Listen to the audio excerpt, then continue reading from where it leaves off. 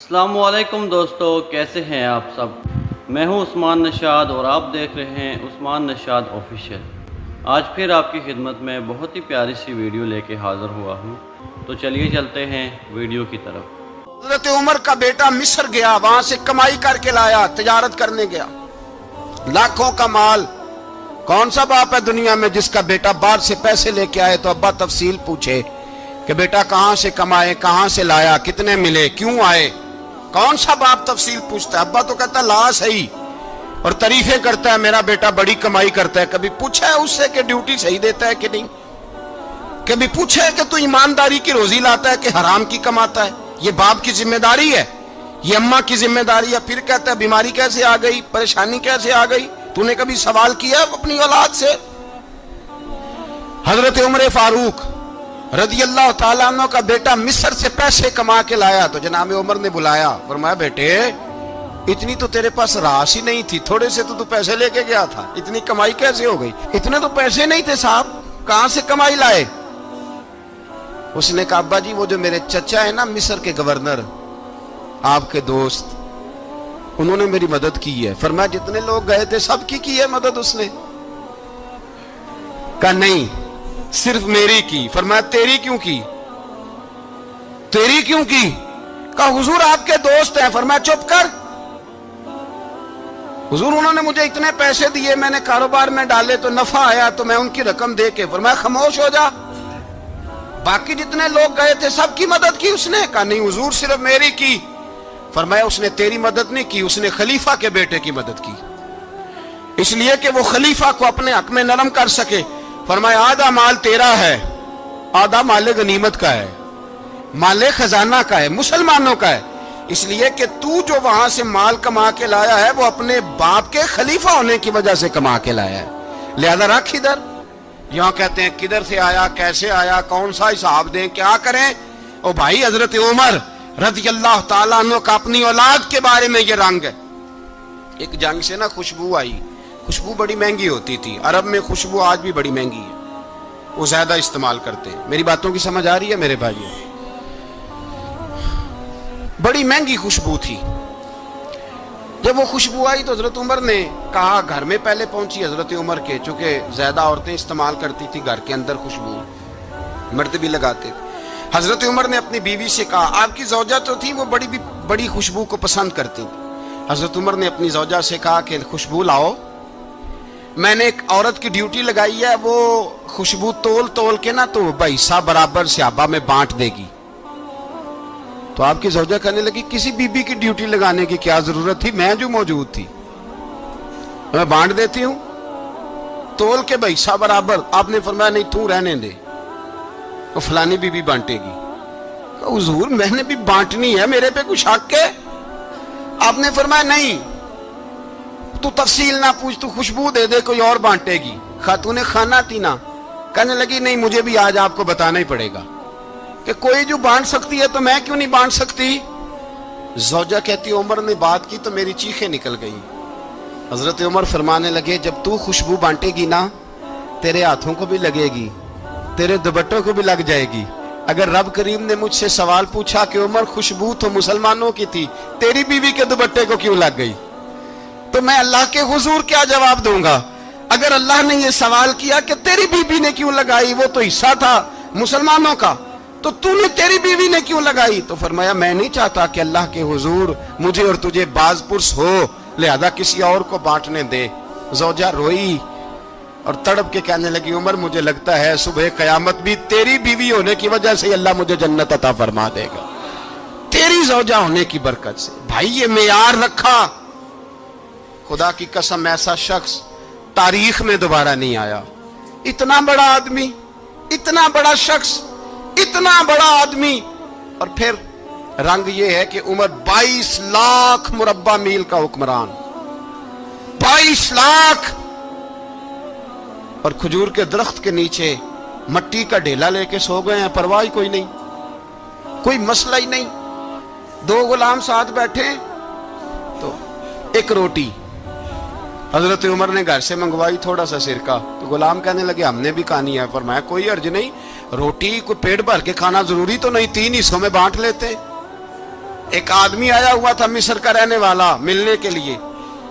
اس نے پوچھا عمر کدھر ہے؟ تو کہا وہ ادھر جاؤ مسجد میں بیٹھے ہوں گے. اور واپس آیا تو کہنے لگا وہاں تو 3 غلام بیٹھے ہیں, ایک روٹی بانٹ بانٹ کے کھا رہے ہیں, لگتا ہے کئی دنوں سے روٹی نہیں ملی. کہا 3 غلام تو کوئی نہیں, وہاں 2 ہی تھے, تیسرے تو امیر المومنین تھے. اس نے کہا نہیں نہیں 3 غلام ہیں, کپڑے بھی ایک طرح کے پہنے ہوئے, بلکہ 2 کے تو پھر صحیح ہیں, تیسرے کے تو زیادہ ماڑے ہیں. کپڑے بھی ایک طرح کے, کھانا پینا بھی ایک طرح کا, اور ان کا نشست برخاست بھی ایک طرح کی ہے, لہذا کوئی فرق نہیں. حضرت ابو ہریرہ کہتے ہیں میں لے کے آیا, اور جناب عمر کو جب میں نے کچی زمین میں تامت سمیٹ بیٹھے دیکھا تو میں رو پڑا.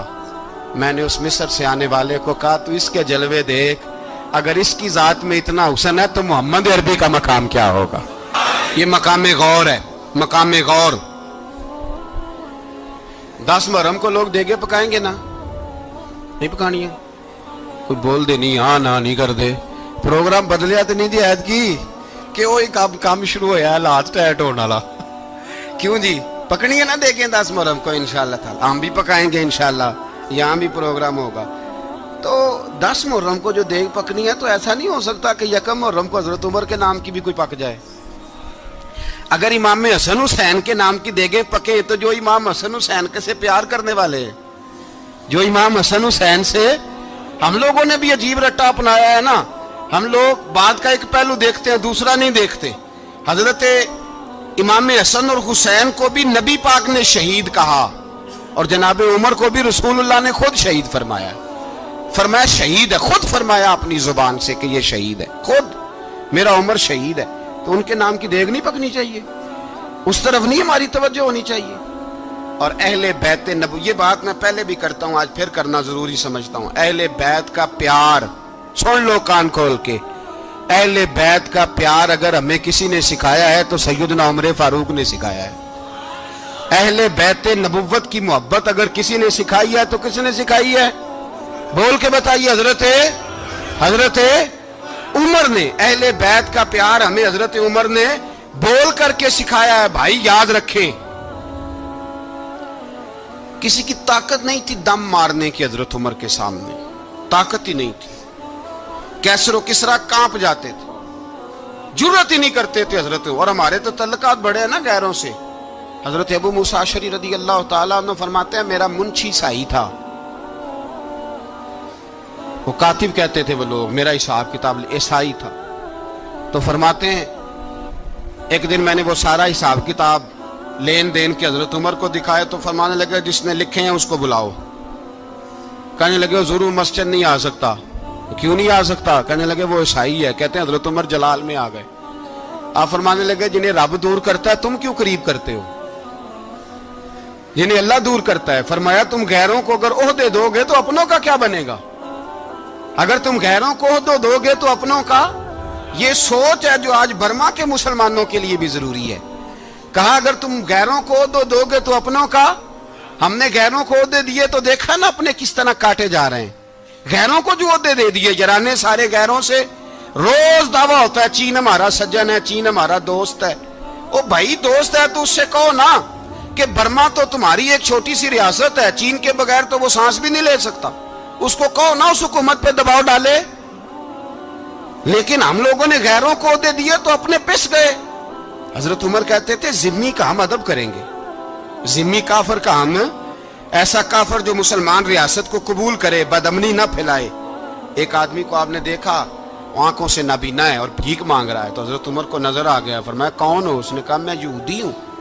فرمایا بھیک کیوں مانگتے ہو؟ کہا جب تک تندرست تھا مسلمانوں کو جزیہ دیتا تھا, بوڑھا ہو گیا ہوں کیا کروں. حضرت عمر نے گھوڑے کی پشت پہ بٹھایا کافر کو, گھوڑے کی پشت پہ بٹھایا اور بٹھا کے مدینے لائے. حضرت علی شیر خدا وزیر خزانہ تھے. فرمایا علی اس کا وظیفہ جاری کرو. کہا یہ کون ہے؟ فرمایا یہ یہودی ہے لیکن یہ ہمیں جزیہ دیتا رہا, بوڑھا ہو گیا بیچارہ, بھیک مانگنے پہ مجبور ہے, ہماری حکومت کے اندر رہتا ہے, اس کا پورا وظیفہ جتنا خرچہ اتنا وظیفہ لگاؤ. حضرت علی کہتے ہیں میں وظیفہ لگا رہا تھا اور وہ میرے نبی کا کلمہ پڑھ رہا تھا, وہ رسول اللہ کا کلمہ پڑھ رہا تھا. یہ مزاج, یہ نہیں کہ کافر. حضرت عمر نے گورنروں کو خط لکھے تھے کہ زبردستی کسی کو مسلمان نہیں کرنا, جہاں ان کی عبادت گاہیں بنی ہو گرانی نہیں, کوئی مندر کوئی گرجا ضائع نہیں کرنا. اسلام سب کو جینے کا موقع دیتا ہے, پر بے ایمانو ظالموں بدذاتوں تمہیں یہ کہتا ہے کہ ہم تمہیں جینے کا موقع دیتے, تم بھی مسلمانوں کو جینے کا موقع دو. یہ جہاں بستے ہیں جہاں رہتے ہیں انہیں وہاں جینے کا موقع دو, انہیں بھی اللہ اکبر کہنے کا موقع دو, انہیں بھی قرآن پڑھنے کا موقع دو, انہیں بھی رسول اللہ پر درود پڑھنے کا موقع دو. ہمارے ملک میں عیسائی اپنی مرضی سے کھلے عام تبلیغ کرتے ہیں, یہاں تو چینل چلائے ہیں عیسائیوں نے. کسی مذہبی جماعت نے کبھی جلوس نکالا ہے کہ عیسائیوں کا چینل بند کرو؟ بولے نکلا ہے کہ نہیں نکلا؟ کتنے ظلم کی بات ہے. ہم جب غیر کو اتنا تحفظ دیتے ہیں, اتنا تحفظ دیتے ہیں, ہم نے دیکھا ہے, مجھے بیسیوں لوگوں نے عید پہ ٹیلی فون کیے کہ عیسائیوں کو قربانی کا گوشت دے لیں, مجبور ہیں جی, دروازے پہ آ گئے ہیں, ہمارے کام کاج کرتے ہیں. بیسیوں لوگ, عام آدمی کے دل میں ان کا اتنا جذبہ ہے. وہ مسائل کا بیان کرنے ایک علیحدہ بات, لیکن ہمارے دل کافر کے حق میں بھی نرم ہو جاتے.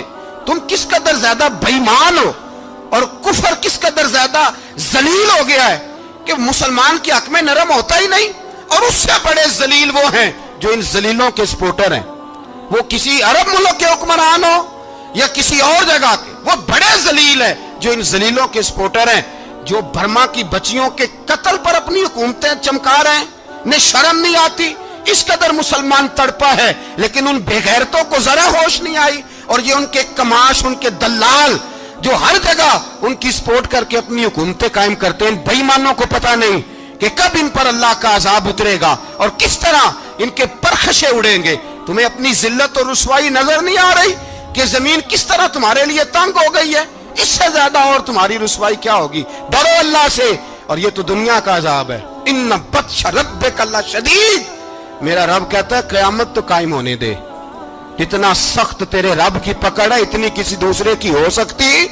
یاد رکھیں اور تھوڑا احتیاط کریں ہم سب لوگ بھی, جو ہم لوگ آدھی زبان بول کے بھی ان کی سپورٹ کرتے. اب شرم آنی چاہیے ہمیں ان حکومتوں کی سپورٹ کرتے جو مسلمانوں کی لاشوں کے اوپر حکومتیں قائم کرتے ہیں. شرم آنی چاہیے. بہرحال بات دور نکل جائے گی اور میں اپنے مضمون پہ رہتا ہوں. اہل بیت کا پیار اگر سکھایا ہے تو جناب عمر نے سکھایا ہے رضی اللہ تعالی عنہ. امام حسن ملنے, آپ یقین کریں میں جب اس واقعہ کو پڑھتا ہوں تو میرا دل جھوم جاتا ہے. میں کہتا ہوں یار, ڈاڈا ہونا اپنی جگہ پہ, عشق ہونا اپنی جگہ پہ, انسان کا باوقار ہونا اپنی جگہ. جہاں کھڑے ہونا تھا وہاں یہ کھڑے ہوتے تھے, اور جہاں جھکنا تھا وہاں یہ. ان لوگوں میں اقبال نے کہا تھا تیری نگاہ ناز سے دونوں مراد پا گئے, عقلے کی یاب و جستجو, عشق حضور و اضطراب. جہاں اگر آیا ہے سامنے کیسر و کسرا تو عمر جیسا دلیر کوئی نہیں, اگر سامنے آیا ایران کا بادشاہ تو عمر جیسا تگڑا کوئی نہیں, اگر آیا ہے سامنے غسان کا بادشاہ تو عمر جیسا عادل کوئی نہیں. لیکن اگر علی کا بیٹا آیا ہے, اگر فاطمہ کے لال پارے آئے ہیں, تو پھر فاروق اعظم سے جیسا محب کوئی نہیں, پھر ان سے جیسا پیار کرنے والا کوئی نہیں. اندر بیٹھے ہیں جناب عمر, اندر تنہائی میں کچھ وزیروں سے گفتگو ہو رہی ہے, میٹنگیں جاری ہیں. آپ کے بیٹے ملنے آئے جناب عبداللہ ابن عمر, ابا جی ملنا ہے. بات ٹھہرو, بات کر رہا ہوں, کوئی نہ اندر آئے. صاحب زیادہ باہر کھڑا ہے. تھوڑی دیر گزری تو امام حسن بھی آ گئے. کون آئے؟ آپ کو جو ملے گا امام صاحب کا نام لینے سے, وہ سردار ہیں جنتیوں. کون آئے؟ سارے بولیے. امام حسن, تیری نسل پاک میں ہے بچہ بچہ نور کا, تو ہے نے نور تیرا سب گھرانہ. امام حسن آئے تو حضرت عبداللہ ابن عمر کو دروازے پہ کھڑے دیکھا.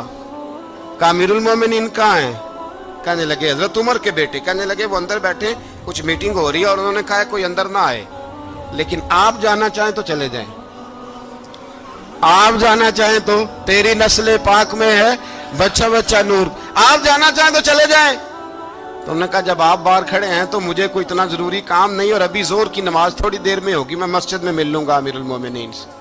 یہ بات کہہ کے امام حسن چلے گئے. یار اتنی بڑی بات نہیں تھی, اتنی بڑی بات نہیں تھی. میرے استادوں کا بیٹا بھی آئے تو کہا ٹھیک ہے جی وہ سوئے ہوئے ہیں, کوئی غرض نہیں یار, میں ٹھہر کے آ جاؤں گا. کوئی بڑی بات نہیں تھی, دیکھا جائے تو بڑی بات نہیں تھی, پر بات بہت بڑی تھی اس لیے کہ یہ خالی حسن نہیں, یہ حسن ابن علی ہے. یہ حضرت فاطمہ کے لخت جگر. حضرت عمر باہر نکلے, عبداللہ ابن عمر سے پوچھا کوئی آیا تو نہیں؟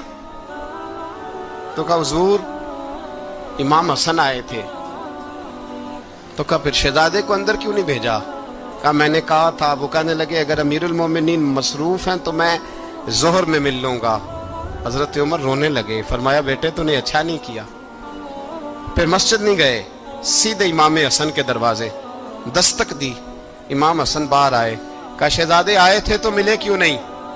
تو امام حسن کہنے لگے حضور آپ کا اپنا بیٹا دروازے پہ کھڑا تھا, آپ کا اپنا بیٹا دروازے پہ کھڑا تھا, اور منع بھی کیا تھا آپ نے تو میں زور میں مل لیتا.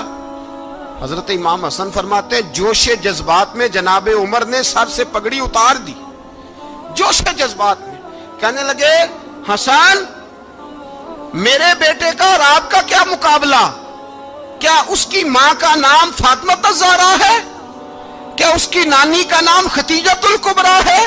کیا اس کے نانے کا نام محمد مصطفیٰ ہے؟ آپ کا اور اس کا کیا مقابلہ؟ پھر رو پڑے اور کہنے لگے بیٹے میں مکے کے صحراؤں میں اونٹ چرایا کرتا تھا, یہ جو میرے سر پر عزت کے بال ہیں یہ تیرے نانے کے اگائے ہوئے.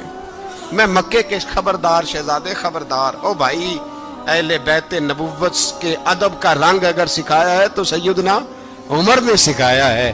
حضرت عمر فاروق اتھارٹی ہے, اسلام کی اتھارٹی. یکم محرم حضرت عمر کی شہادت ہے. یہودی بول اٹھا, کافر بول اٹھا. اگر 6 مہینے عمر دنیا میں اور رہتے تو دنیا میں کوئی کافر موجود نہ ہوتا. 6 مہینے. اور جب اس بطل جلیل کا جنازہ اٹھا, اللہ بخاری پڑھیے نا, اللہم ارزقنا شہادت فی سبیلک, اللہ بسترے کی موت نہ دینا, شہادت کی دینا. عمر شہید ہوئے, مسجد نبوی میں نماز پڑھاتے, اور جب جنازہ اٹھا تو مدینے کا پھر پیچھے جو دلیر بچے وہ مولا علی تھے. مولا علی جناب عمر کا جنازہ اٹھا تو سب سے پہلی ہائے جو نکلی وہ حضرت علی کی زبان سے نکلی, اور حضرت علی کی ساری داڑھی آنسوؤں سے بھر گئی.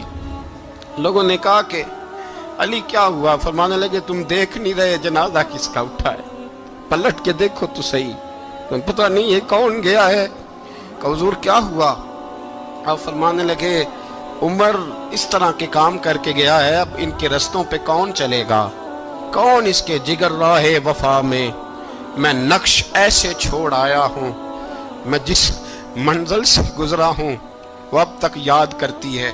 حضرت علی حضرت عمر کے جنازے پہ کھڑے ہو کے کہتے ہیں اللہ مجھے اس طرح کے عمل کرنے کی توفیق دے جس طرح کے عمر کر کے گیا. میرے بھائی بطل عزیز, بطل حریت حضرت عمر رضی اللہ تعالیٰ عنہ جو اپنی زندگی انقلاب والی گزار کے گئے. عمر جب دنیا سے گئے تو 80 دینار کا قرضہ تھا, 22 لاکھ مربع میل کا حکمران. اور اپنے بیٹے سے کہنے لگے بیٹے کوشش کرنا تیرے خاندان والے مل کے میرا قرضہ اتار دے, میری قبر پہ بوجھ نہ رہے, اور اگر خاندان والے مدد نہ کریں تو میرے دوستوں سے بات کرنا, وہ مدد نہ کریں تو پھر علی سے بات کرنا. ان کا پیار آپس میں اتنا, اور تو اختلاف ثابت کر رہا. 80 دینار کا قرضہ چھوڑ کر حضرت عمر دنیا سے گئے, اور جاتی دفعہ کہہ گئے میرے بعد میرے بچوں کو حکومت کے مشورے میں بھی شامل نہ کرنا, حکومت کے مشورے میں بھی میری اولاد شامل نہ ہو. اتنا بڑا شخص اتنا بڑا رنگ دے کے یکم محرم کو جب عمر فاروق کا وصال ہوا تو بیٹے سے کہنے لگے اماں عائشہ سے جا کے کہو میرا بھی نبی پاک کے روزے میں دفن ہونے کو دل کرتا ہے. ایک قبر کی جگہ ہے اماں جی نے اپنے لیے رکھی ہے, بخاری ہے بخاری. حضرت عائشہ کے پاس صاحبزادے گئے, کہنے لگے اماں جی عمر کو زخم لگ گیا ہے, حالت بڑی پریشانی والی ہے. وہ کہتے ہیں اگر اماں اجازت دیں. سید عائشہ رو پڑی, فرمانے لگی کہ وہ اپنی قبر کی جگہ تو نہیں نہ کسی کو دیتا, پر عمر نے کمال ہی بڑا کیا. اسے کہو جاؤ گنبد خضرا میں قیامت تک جو مصطفیٰ پہ اور ابو بکر پہ سلام پڑے گا وہ تجھ پہ بھی سلام پڑھ کے جائے گا, جاؤ میں نے جگہ دی. جی دوستو, تو آپ نے دیکھی آج یہ بہت ہی خوبصورت سی ویڈیو. امید کرتے ہیں کہ آپ کے علم میں اضافہ ہوا ہوگا اور آپ کو پسند آئی ہوگی, اور سبسکرائب کرنا نہ بھولیں. ملتے ہیں نیکسٹ ویڈیو میں, تب تک مجھے اجازت دیجیے. اللہ حافظ.